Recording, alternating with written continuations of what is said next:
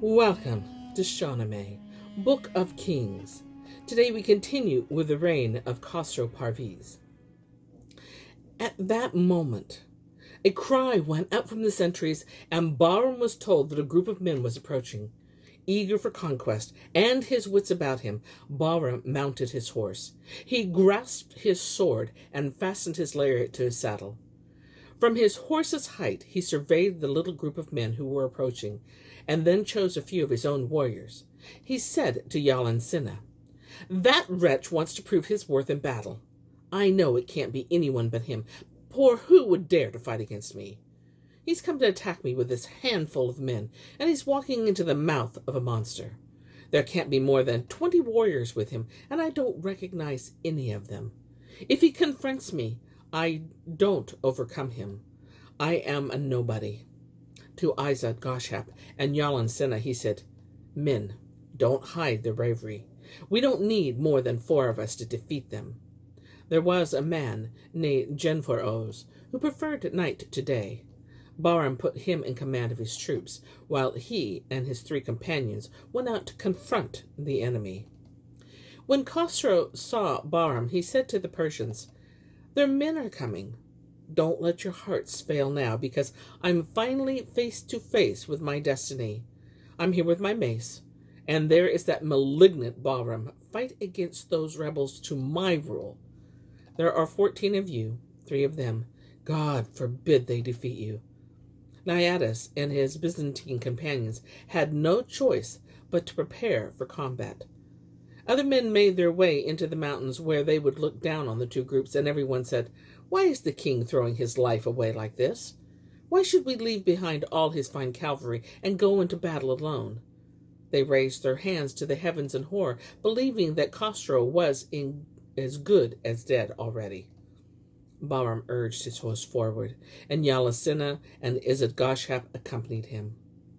When Khosrow's companions saw the enemy, most of them were like a flock of sheep scattering before a wolf. The king stood his ground as they fled, but he too had no choice but to wheel his horse about as Izod-Goshap bore down on him. Gostam, Bandai, and Gurdu were still with him. The royal hero called on God's help and said to Gostam, "What is the point of my fighting if my men flee from me?" Gostam replied, "Their cavalry are upon us. You can't fight them alone." Khosrow looked back at their pursuers and saw that Bahram rode ahead of the rest. To save his skin, he cut away the straps of his horse's black barding so that he could flee more quickly. His companions lagged behind, but his enemy began to close on him. As he rode, he came up against a mountain in which there was a narrow defile. He turned, and his 3 enemies faced him. Behind him was the defile, which narrowed to a cul-de-sac. The world's king was alone, cut off from his companions. He dismounted from his horse and began hurriedly to climb the mountain, but there was no way forward, and the watching warriors despaired of his life.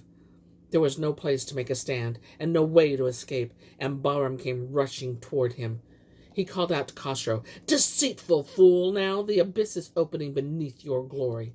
Why did you deliver yourself into my hands?" When the king saw the desperate straits he was in, with his enemies, sword behind him, and the rock ahead, he prayed aloud to God, "O world creator, you are above the turnings of fate. Help me in my distress. It is you I turn to, not Saturn or Mercury." Before the echo of this prayer had died, redoubled from the flinty mountainside, Sorush appeared. Khosrow stared in dismay. The angel's clothes were green, his horse was gray. He paused, then lifted Khosrow by the arm and set him down where he was safe from harm. There's no surprise in this. The miracle was God's, and with all things are possible. Now Khosrow wept and asked, "What is your name?" And the angel said, "I am Sorush. I came in answer to your faith, and soon you'll be the world's king, glorious in your sovereignty. You'll reign for 38 years if you act righteously in everything you do." He vanished, and the world has never known a vision like the one Khosrow was shown.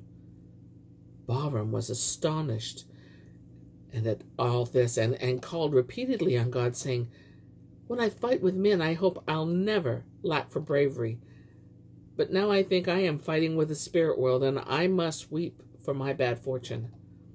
On the other side of the mountain, Naiadis prayed to God for help, while Miriam scored her face and her nails in her anxiety for her husband.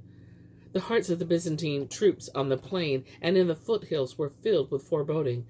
When Naiadis lost sight of Khosrow, he drew Miriam's golden litter aside and said to her, "Stay where you are.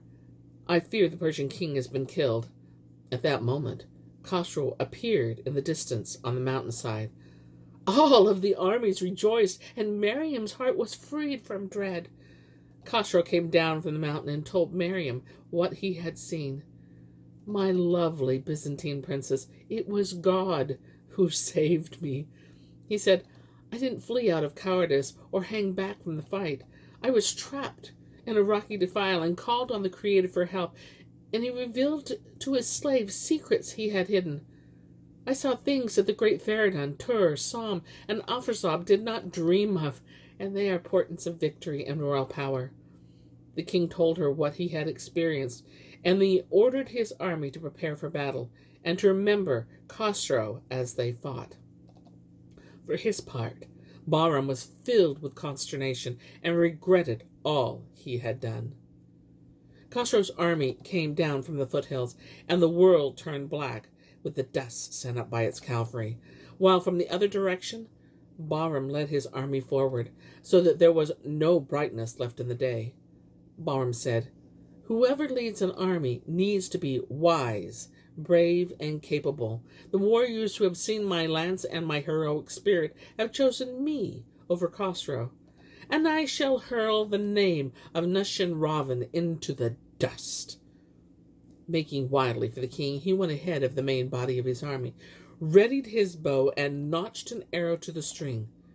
Quickly, he loosed the arrow toward the king's waist, but the arrow faltered in its flight.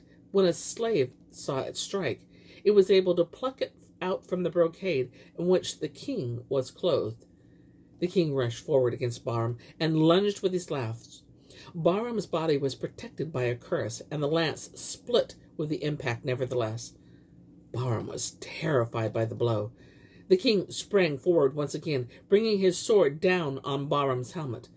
His sword, too, broke in pieces, and the blade stayed lodged in the helmet.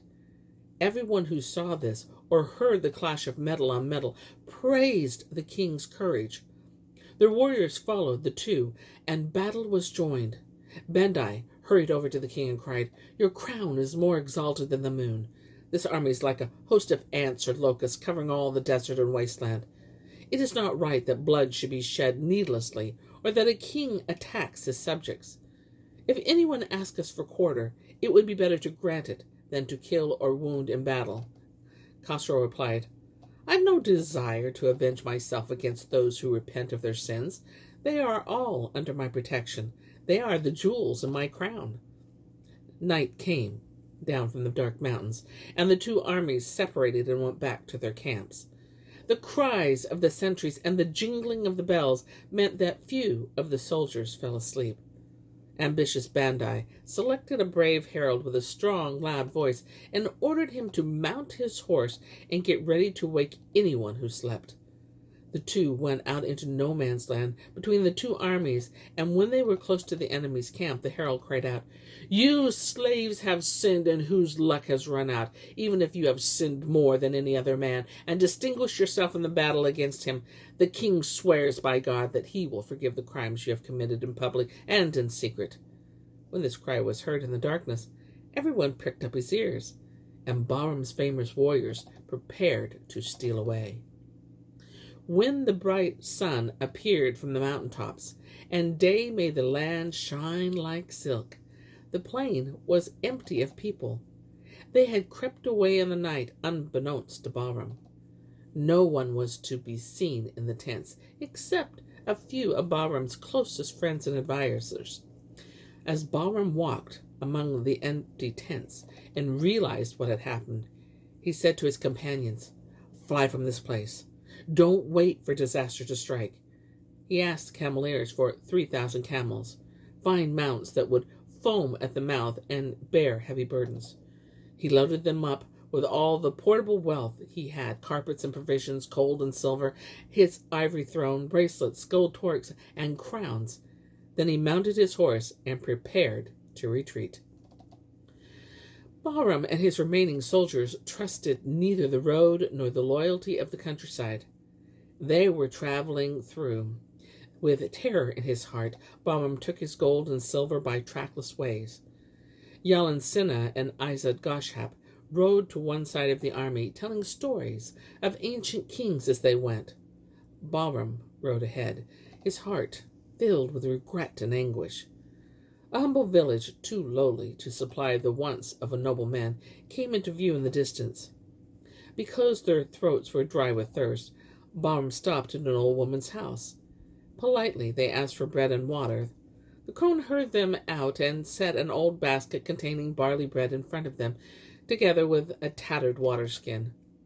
Yalan Sinha handed the barsum to Bahram, but he was so sunk in sorrow he forgot to observe the ritual silence while eating.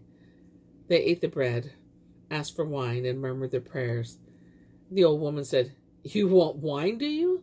I've wine with an old dry gourd. I split the gourd when it was fresh. I dried it and used it as a cup and placed it over the wine." Bahram said, "As long as there's wine. We don't need any finer cup than that." The old woman went and brought her cup, which delighted Bahram. He filled it with wine to please her and said, "Now, mother, tell us what news you've heard about the world's business." The crone said, "My brain's growed tired with all I've heard today. So many folks from towns have come this way, and they all talk about is Bahram's battle against the king, and such little tittle-tat he had run away, so people claim, and hasn't got a soldier to host his name." Bahram said, "Tell me then, do you think Bahram was wise to do what he did, or do you think he was an ambitious fool?" The woman said, "Good sir, what devils darkened your clear eyes? Bahram rebelled, and everyone who's wise just laughed at him. Nobody reckons he could win against a royal enemy." Bahram said, "If he asks you, tell him to drink wine from a gourd, and keep a basket of barley bread for him till the next barley harvest comes round."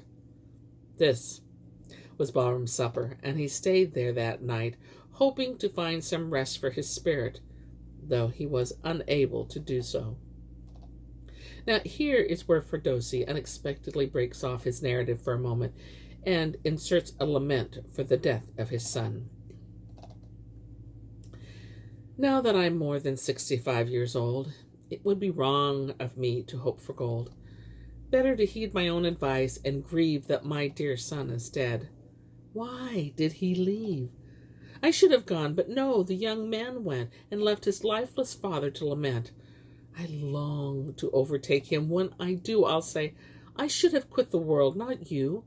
And in your going, my beloved boy, you left your father destitute of joy. You were my help in all adversity. Why now I'm old have you abandoned me? Did you perhaps find younger friends who led you from my side to travel on ahead? At 37, his unhappy heart despaired, and he was ready to depart.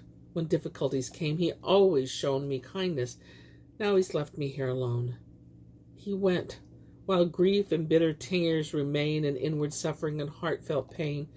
He's gone into the light, and he'll prepare a place to welcome his dear father there.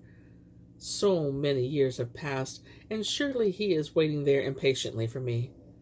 May God illuminate your soul, my son, and wisdom keep you safe where you have gone." Now that Bahram had fled, Khosrow Parvis had no more need for his Byzantine allies, who returned home. Bahram reached China, where he ingratiated himself with the emperor by killing a rebellious chieftain who was threatening the court, and then by slaying a lion that had killed one of the emperor's daughters. Bahram's reward was to be married to another of the imperial daughters. Khosrow Parvis sent a letter to the emperor demanding Bahram's extradition. The emperor's response was to put Bahram in charge of an army to invade Iran. And here is where I end my tales for today. But I'll be back tomorrow with more tales, many more tales. Until then, my friends,